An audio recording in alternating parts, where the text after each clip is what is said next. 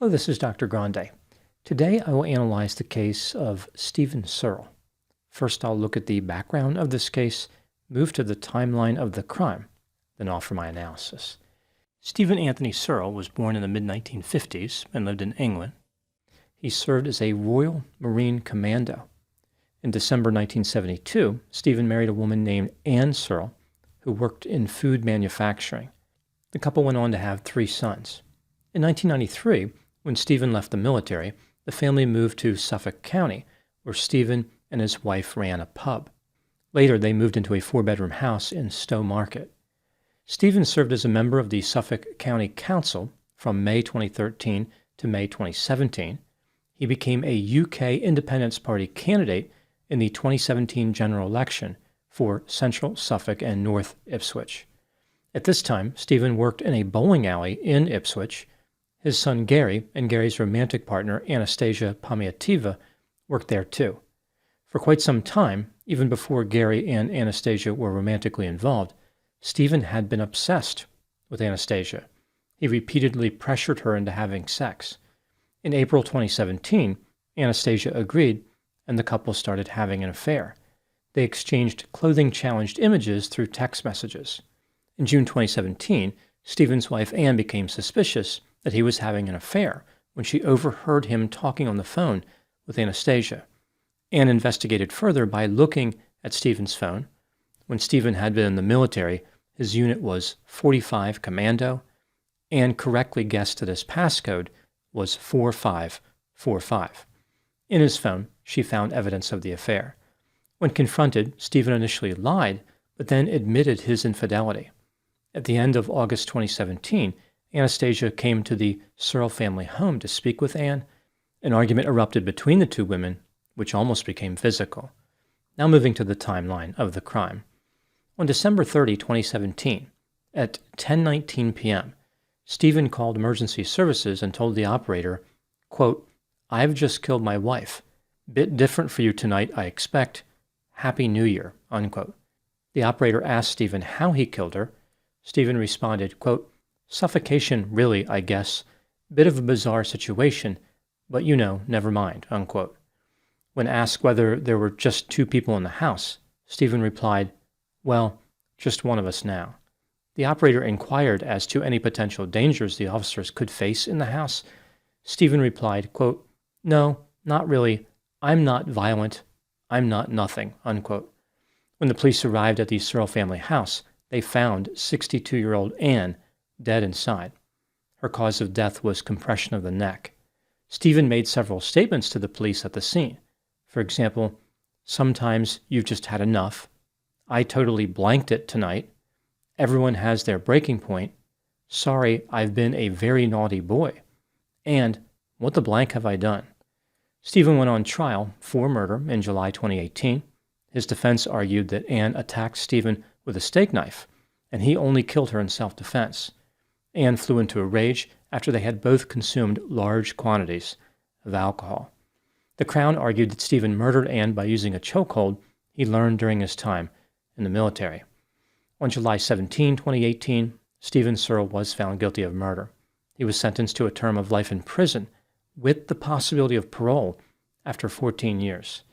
As far as Anastasia, Gary has forgiven her, and the couple is looking to rebuild their lives together.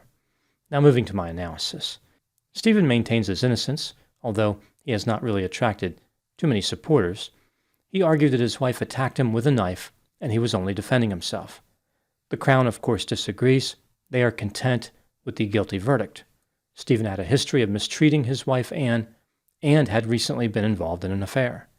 This brings me to the question, was Stephen guilty of murder? Let's take a look at the evidence both for and against the idea that he was guilty, starting with the inculpatory factors. Stephen had a long history of mistreating his wife. For example, in 1997, when Stephen and his wife lived in a pub, he became angry with her in front of several customers. He then retrieved a rifle, pointed it at his wife's head, and fired multiple times. He did not strike Anne, but his behavior was still completely unacceptable. No legal consequences were suffered as a result of this incident. In 2017, Anne called the police and accused Stephen of trying to push her down a flight of stairs. During another incident in 2017, one of Anne's friends saw bruises on Anne's arms. Anne indicated that Stephen had caused the bruises. She recognized that he was not a suitable partner, but believed that she was too old to start again as far as trying to find another lover.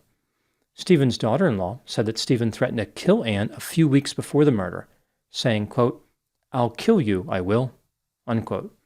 A few days before Anne died, she posted a message on Facebook, which read, quote, "Happy Christmas. I hope I will still be here in 2018. We will see," unquote. Now, just because somebody has a violent history doesn't automatically mean they cannot act in self-defense. Maybe Anne attacked Stephen with a steak knife because of his history of mistreating her. Well, the history was not Stephen's only problem with effectively mounting a self-defense claim. He also had to contend with those statements that he made to the police right after the killing. Like, "Sometimes you just had enough, and sorry, I've been a very naughty boy." The statements made it seem like Stephen lost control and did something wrong. They are inconsistent with a person who just defended themselves from a vicious knife attack. If Stephen really did use a chokehold to defend himself against his wife, why didn't he release the hold after rendering her unconscious? Even if she did attack him, one could argue that he used excessive force by killing her. As if this wasn't bad enough for Stephen, there is one more major problem with his self-defense claim. Stephen had an affair with his son's lover, Anastasia. Even though the affair had ended by the time he killed his wife, Stephen had made attempts to get in contact with Anastasia after the affair was over. This gave him a motive to commit murder. His wife Anne was standing in the way of his desire. Moving to the exculpatory factors, at Stephen's sentencing, the judge indicated that the murder was not premeditated. Rather, it occurred during an unexpected fight. The judge also acknowledged that it was possible that Anne did attack Stephen with a knife, consistent with Stephen's claim. Stephen may not have been a nice guy, but if someone is attacked with a knife, they certainly have a right to defend themselves. That's pretty much it for the exculpatory factors. When considering the evidence in this case, do I believe that Stephen Searle was guilty of murder? Yes, he was guilty, beyond a reasonable doubt. What do I think happened in this case? This is just a theory, my opinion. Stephen was self-centered, grandiose, excitement-seeking, hedonistic, materialistic, impulsive, manipulative, shallow, irritable, angry, violent, and had a sense of entitlement. For some reason, Stephen had become obsessed with Anastasia. Perhaps this occurred because he spent so much time around her at the bowling alley where they both worked. Whatever the reason, Stephen expressed his obsession in unusual ways. For instance, he cut out Anastasia's face and pasted it on adults-only performers. This doesn't represent a compliment to Anastasia. It's almost like Stephen was trying to transform her into his ideal lover. He believed she wasn't good enough in her current state, so he decided to make some modifications. Eventually, Stephen made his big move. It took him a couple of months to convince Anastasia to have sex with him. Part of his strategy was to send her bodybuilding photographs of himself when he was younger. Anastasia would later suggest that she felt ashamed and guilty about her behavior. Referring to Stephen, she said, quote, "When he approached me, I was shocked and surprised. But at the time, I was very vulnerable because my Nan was really unwell in the hospital," unquote. She went on to indicate that she had always been intimidated by Stephen. He was very powerful, controlling, and manipulative. Anastasia indicated that she felt sorry for Stephen. According to her, she attempted to end the relationship a few times.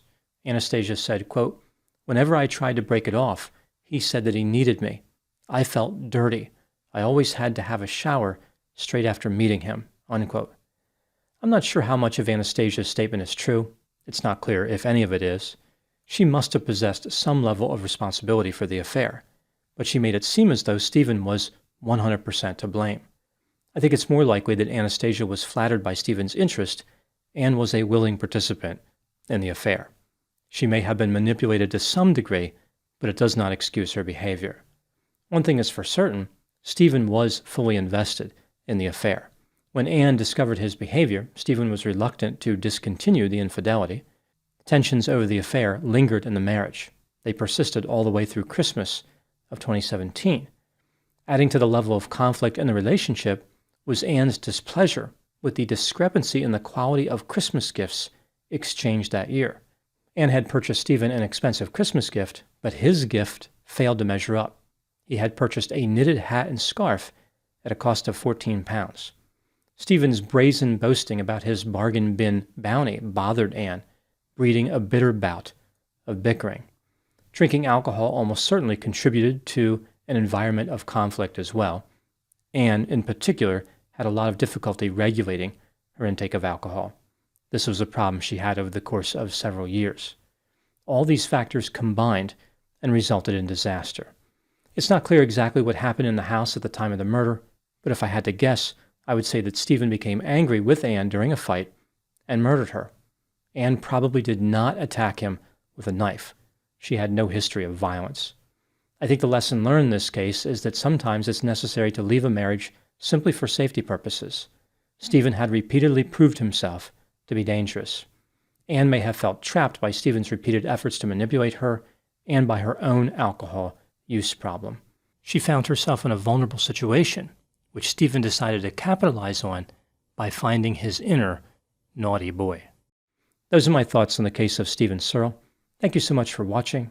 I'll talk to you soon.